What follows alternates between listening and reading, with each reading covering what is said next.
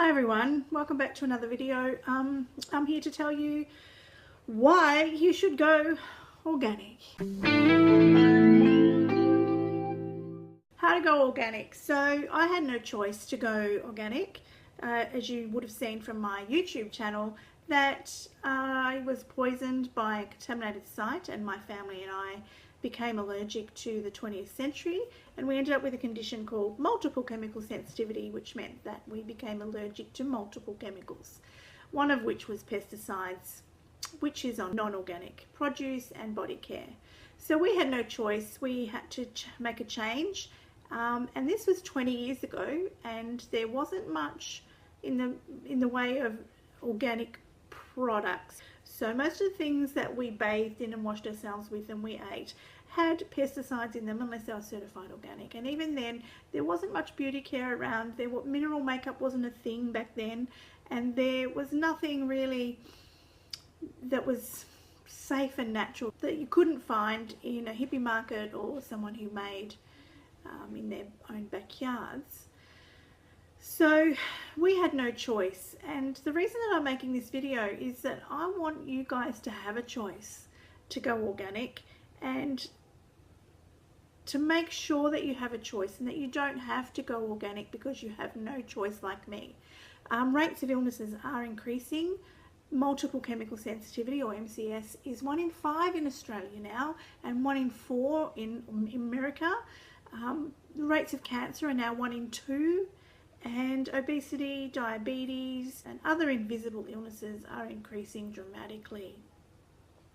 Every second person that I speak to has fibromyalgia, or they have chronic fatigue, or Lyme disease, multiple chemical sensitivity, something that the doctors are unable to help them with.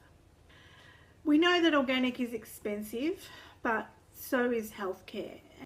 You'll spend more money dealing with the cancer later on in your life than you will going organic. When you think about the rates of cancer, currently now I have 2 friends with cancer, and one's in hospice right now, has been told that he could pass away any day, and the other one has just been through heavy doses of chemotherapy. I'll put a link down below to the person I'm talking about online. He's a great guy, and if you could support him too, that would be great. So if you would like to start organic, I recommend that you start small, because it is expensive and a lot of people are shocked when they go shopping and they're quite bombarded. And what you need to do is be simple. Be simple in your healthcare, be simple in your cleaning, and be simple with what you eat. And that's the way to go organic. So if you start small and change one thing at a time, personally, I would start with your skin care, because your skin is the largest organ of your body, and it takes 26 seconds for whatever you put on your skin to reach your bloodstream. You wonder why we've got all these diseases and illnesses? Just all those chemicals just go to different parts of our body. Some chemicals can only be excreted through breast milk, which is why they say that women who breastfeed reduce the chances of getting breast cancer. Don't put toxic products on your skin. I often say, if you can't eat it, don't put it on your skin. So if you need something to moisturize your skin, I would use jojoba oil or coconut oil. And if you want to make that into a lotion, you put a bit of oil and water and you shake it up, and it'll become into a white lotion, and put that on your skin. You can put it on and then go and have a shower and then just pat your skin dry. It'll come out moisturized and delightful.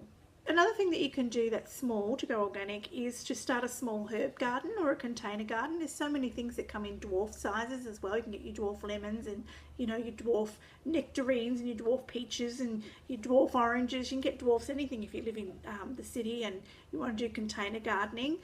You can have a few containers out the back and just simply change them over. I'm lucky enough to have a small little garden out there. Often I'm sick and don't get to maintain it, but I do have the space that I can grow, and that way I know exactly what's put into my garden. I know that it's not going to be sprayed unless my neighbours spray.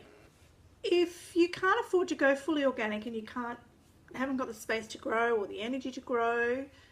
Some people I know with my health condition actually live in their cars, so it's not practical that they do. Steer clear of what they call a dirty dozen, and I'll list that down below as well, and I'll put it up here on the screen. Avoid those things and shop around and find your growers markets. Some local people sometimes have things at markets where they bring produce that they've grown themselves, and you can buy those a lot cheaper than you can buy from an organic shop. Also online they have organic businesses that sell boxes of seconds and boxes that you can get delivered, seasonal boxes. Some people say we should eat seasonally anyway. You don't need to buy expensive imported organic food. You should eat seasonally because that's what our body would be wanting to eat. So that's what I recommend with food. The next thing that I would say is to change your cleaners. I'll just put down below a few simple recipes that you can use. There are so many. The best thing is soap and water. In fact, when I studied childcare, they would say to me that the health department guidelines are that you must use soap and water before you use any type of disinfectant, because putting disinfectant on something doesn't actually clean it. And the disinfectant won't work if you just clean it with disinfectant. You must use soap and water. So I have a soap and water little spray bottle, and I use that on my countertops often. And so that is just a little bit of dishwashing detergent in with water, and I use that on my countertops. Now you can put a little bit of vinegar in it if you want to, a little bit of eucalyptus oil, and that will disinfect them. Absolutely fine, and it's cheap. As I just mentioned, dishwashing liquid. There are a number of dishwashing liquids out there that use a pesticide in them. So if I wasn't aware, I would be actually spraying my countertops with it. I'd be washing my dishes in it, and then washing my glasses, letting them drip dry, and then pouring liquid in them and then drinking them. It's really important that you rinse your dishes. I'll put the two words up here that you need to be aware of that are in very common dishwashing liquids, and I'll also put a link where you can find them, because you will be amazed where you find pesticides in your products. They use it as a preservative, but it's in a lot of the Dove, you know, Pantene, your 7th generation, all those really common brands. I'll put a link down below and you can go and have a look where these preservatives are found in common household products. And please don't buy them. Please stop soaking your dishes in them. People don't put their dishes away anymore. They leave them to dry out on their dish racks if they don't have a dishwasher.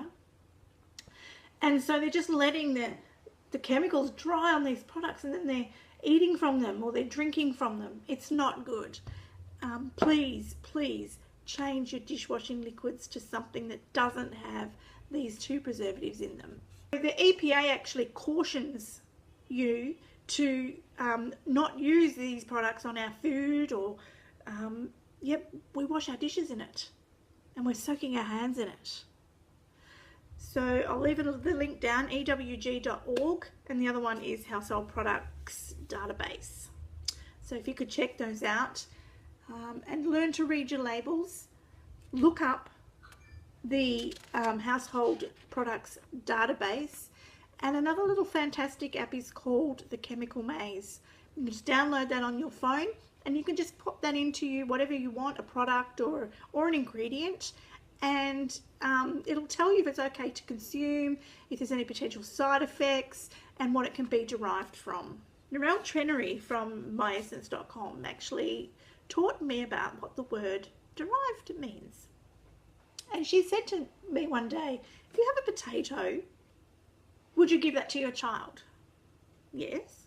If you have vodka, would you give that to your child? Well, no. Well, vodka is derived from potato. Because something's derived from something doesn't mean it's actually good for you. And in a lot of cases, they use cancer-causing chemicals to make that product. So while they start with coconut and they end up with sodium lauryl sulfate, what they do to that product in between is cancer causing. They use a lot of chemicals. It's like essential oils, where they have an essential oil and they use a carcinogen to extract that oil, which remains in the essential oil, and then you put it around your house and let your kids breathe it in, thinking that it's healthy when it's really bad. So be careful of the words derived from. Going organic isn't a fad, it's not a diet, it is a lifestyle change. It is there to make you feel better. And I guarantee that if you have an illness and you go organic, you will feel better. In fact, you may even cure what ails you. It's happened before. So they're my first few tips on going organic. To recap, just be careful what you're using on your skin. So you're going to use some coconut oil or jojoba oil, something that's really close to your skin sebum, something that your body is able to process. Checking your dishwashing liquid, because you are eating off plates and you're soaking in it all the time. And try and steer clear of the dirty dozen, and try and find a way to maybe combine with some friends and get some organic food delivered straight from the markets. Check out that app, it'll help you a lot, and start making changes, just a very small change at a time, one thing at a time. Remember, if you can't eat it, don't put it on your skin, and if you can't pronounce it, you probably shouldn't consume it. See you later, alligator.